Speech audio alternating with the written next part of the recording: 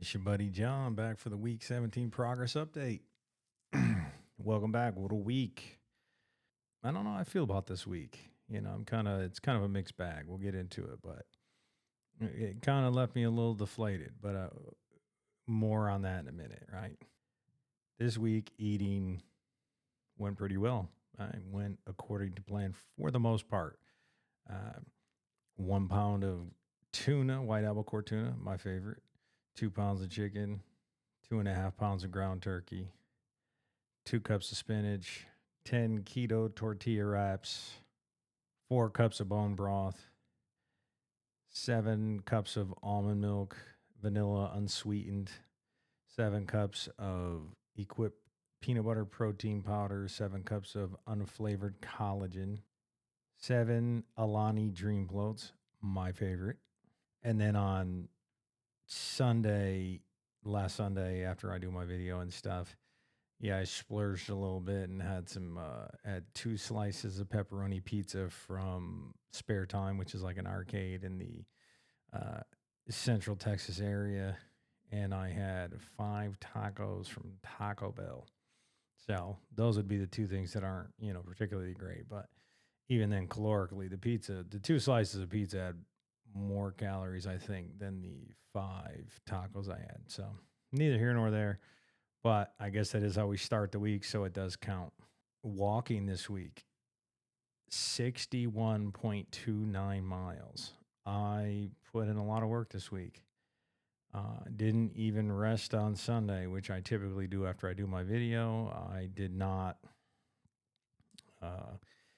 I did not rest. I made sure I went out Sunday, and this week, especially where I live at, was kind of crazy because Wednesday, Thursday, and Friday, we had like this crazy weather. Wednesday was just like a nonstop lightning storm. Like I went out, walked a mile, and actually came in and waited a few hours and went back out there later in the evening when the cloud cover had passed and it died down.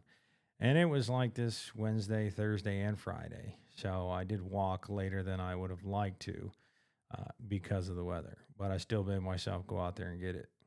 Sleeping this week improved. Good news, it's improved. Bad news, it wasn't optimal, but we averaged about 6 hours a night on sleep.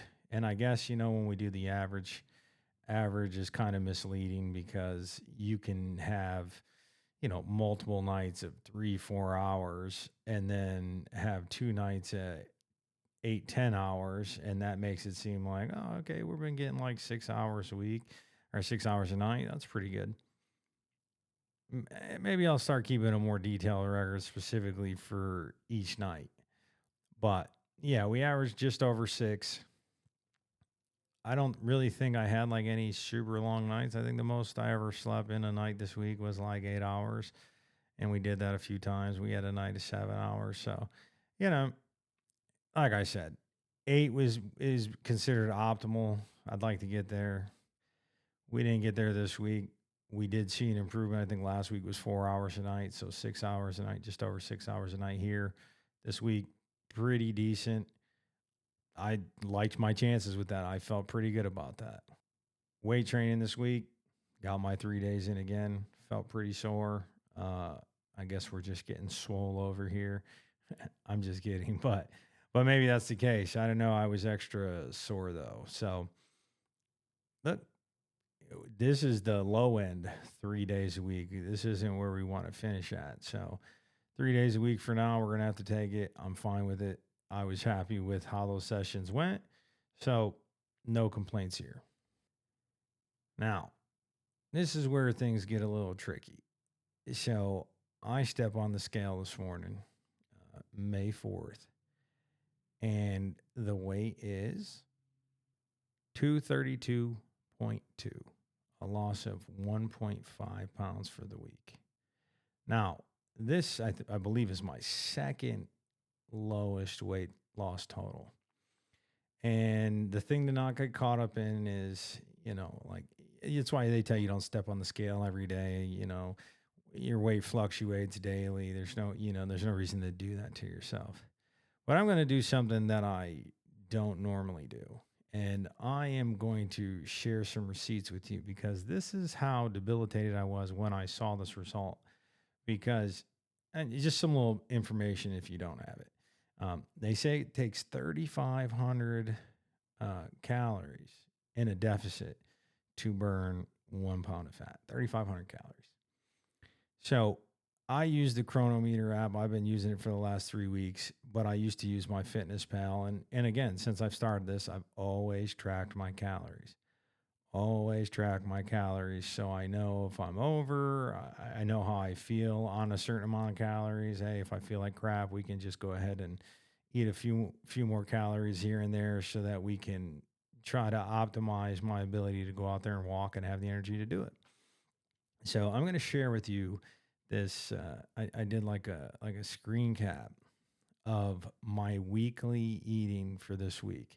And I'm showing you the way I have it set up is it shows a deficit. And the deficit on Chronometer is based on you set up your level of activity and you say, all right, I'm this old, I'm this tall, I weigh this much, and I'm this active. They have like 5 or 6 activity levels, and you pick the one that best suits you. I do the one that says working out 5 to 6 times a day moderately because I walk for these long period of time and usually burn over 1,000 calories per walk. So with that being said, again, this method has worked all the way up until now. I'm going to show you Sunday through Saturday of this week. Okay. And at the bottom, you will, or not the bottom, at the top right, you will see deficit. And deficit is a culmination of calories. I'm supposed to eat 1,978 calories a day. Okay. That's what they prescribe. I eat less than that every day. I'm usually in that 1,500 range. Okay. 1,500 calories a day. So that's roughly almost a 500 calorie deficit. Now, if we did that for one day, 7 days in a week, that would be 3,500 calories in a deficit. That would be 1 pound. Okay, so just keep that in mind as we shuttle through this.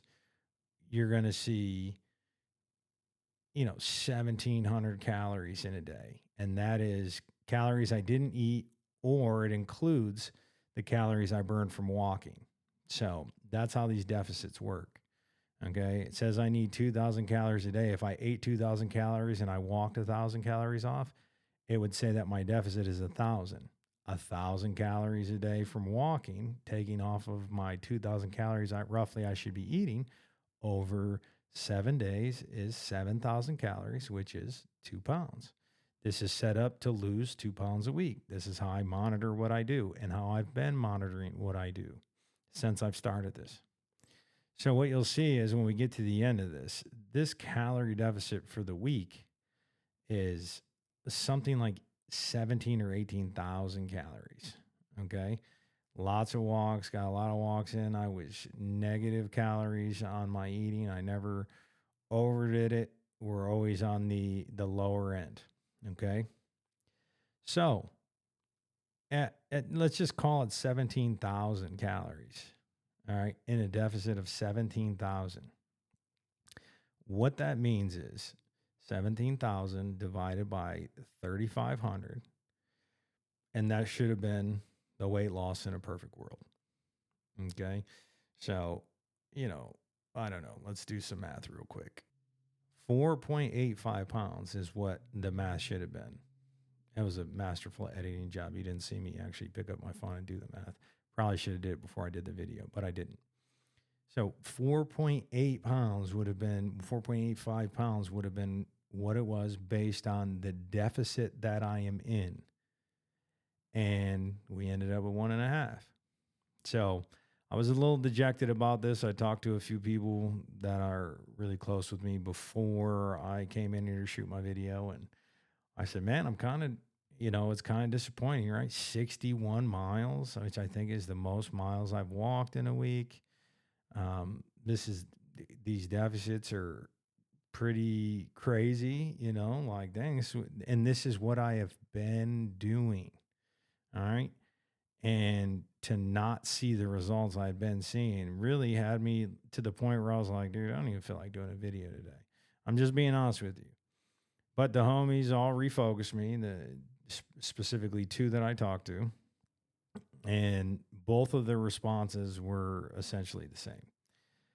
I laid out the deficit, I laid out the miles, I laid all this out, man, and my sleep was better this week. And they both heard that information and said the same thing. Yeah, you didn't lose what you thought you were going to lose, but you still lost weight. You still made progress. And just hearing that from other people, it really sometimes that's why it's good to have a circle around you that you can lean on so people can help refocus you, especially if you have a habit of going down these rabbit holes where you start catastrophizing and negatively viewing things and being convinced that like this is the only way to look at it. And after these text conversations, and actually I had a phone call with one of them, you talk about it and you say, okay, cool. And then, my buddy Warren, we get into, well, what can be the things that can affect this, right? And sleep, obviously, 6 hours is better than 4, but it's still not 8. Stress, cortisol levels, which, inhibit weight loss. Cortisol levels are automatically up when you don't get enough sleep. Okay. But there were some other things going on this week I won't necessarily get into, but yeah. Dietary changes. I was talking with him and was like, you know what, dude, my intermittent fasting this week was almost 0. I never waited until 10 o'clock this week in the morning to eat. I would kind of eat or whatever when I woke up. And I don't think there was a day that I stopped eating after 6. I'm not out walking yet. I'm just kind of sitting here. Hey, I'll snack on this. I'll snack on that. I'll have more of this, whatever. So intermittent fasting, which has been something that even on days where I slacked off, I still stayed in that window of eating. So potentially another issue. And then water retention. And those are like the things that we came up with as potential inhibitors to what we did this week. I don't know what was the main culprit. I don't know if all these were the main culprit, a culmination of everything. I'm not really sure. I know that I was surprised to step on the scale and see the result. But thanks to the homies looking out, refocusing me, not on the negative parts of it, but that there was still progress. And what we're going to do is we're going to continue to do what we've been doing going forward. At the minimum, we need more data. So, if I continue to move how I'm moving, let's adjust.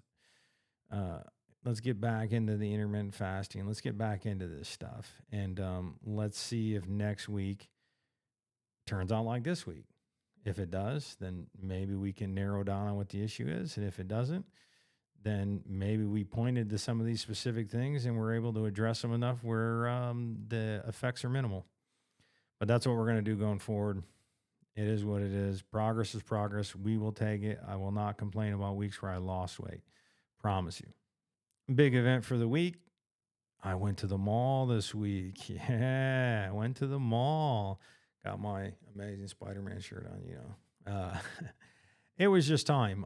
It was just time to get some new clothes. Am I where I want to be? Not specifically, but even if I cut down the 200 pounds, just based on how I work, I don't think there will be the biggest fluctuation, especially in how I wear shirts and stuff. Pants might get a little bigger, but that's what belts are for. It is what it is. Well, yeah, I had to. I was wearing clothes up until this week when I went to the mall that I was wearing when I was 308, almost 308 pounds. I was wearing those at 235. Tie the tie the little drawstring in the shorts a little tighter. Fold the top of the shorts or the jeans over so that they're a little tighter.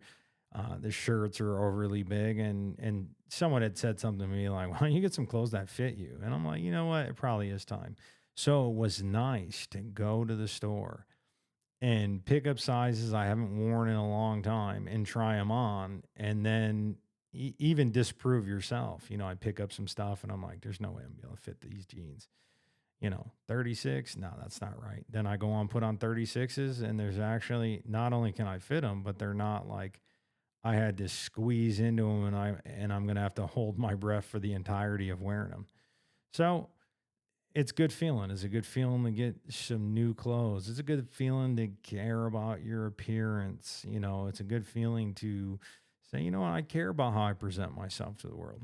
So exciting time. Went and picked up some stuff, came back on the internet, ordered some things that I really wanted to get, and I'm looking forward to being able to wear these things and feel comfortable. Not even just feel comfortable, feel confident, because confidence has been something that's been lacking obviously for a long time, because that's what happens when you're a fat slob. And yeah, it's hard to be confident. I mean, I'm not saying there's not people who can't pull it off. I just wasn't one of them. Album of the week this week, Action Bronson, Mr. Wonderful. I've always liked Action Bronson since I started listening to him, I think, in 2012 or 13, I think. Mr. Wonderful, I think, came out in 2015. Acting Crazy, Brand New Car, A Light in the Attic. Yeah, he sounds like Ghostface Killer. I'm not really trying to argue that point. I know for some people that's a disqualifier. He's just copying Ghostface Killer, but he's talented enough. I enjoy the way he puts his music together. So, album of the week, Action Bronson, Mr. Wonderful. Song of the week, Justin Bieber, Hold On. I really enjoy this song. I think I heard it a few weeks ago just randomly and didn't really know this one. But I mean, it's really grown on me. And this week I found myself 61 miles, the feat of 61 miles this week. I was listening to a lot of music this week, and it was just one of my favorite songs to listen to. I would go back to it over and over again. So if you don't like Justin Bieber, I mean, it's understandable. Like, it's not for everybody, but Justin Bieber, Hold On, definitely a banger this week. Definitely helped me meet the mark when it came to the 61.29 miles. So check it out. The top 10 will be in the video description. Like, share, comment, subscribe, do all the good things. Show support to your boy. And, anytime you want to do something, man, I'll support you. I'm not just saying that shit either. I'm dead serious. You tell me what you need from me. Got it. I'm here for you. Anyways, that's week 17. We're headed into week 18. This week, I'm not going to lie, I'm a little sullen. I'm a little down because the results were nowhere near what I projected. But like the homie said, he still made progress. And that's the whole point of all this, is to make progress. We're down 75.5 pounds thus far. We could still hit the 100-pound mark within 6 months. That is the goal. We're 24.5 away with 7 weeks maybe to go. And that's what we're going to strive for. We're not going to get run off by this week alone. We're just going to go right back to put our ear right back to the grindstone. So thanks for the support. Appreciate you. If you're new here, welcome. Hope to keep you along the way. And that's all I have for the week. We'll see you in the week 19 progress update. It's your buddy John. Out. God, your hands are green. Because they got hit by lightning.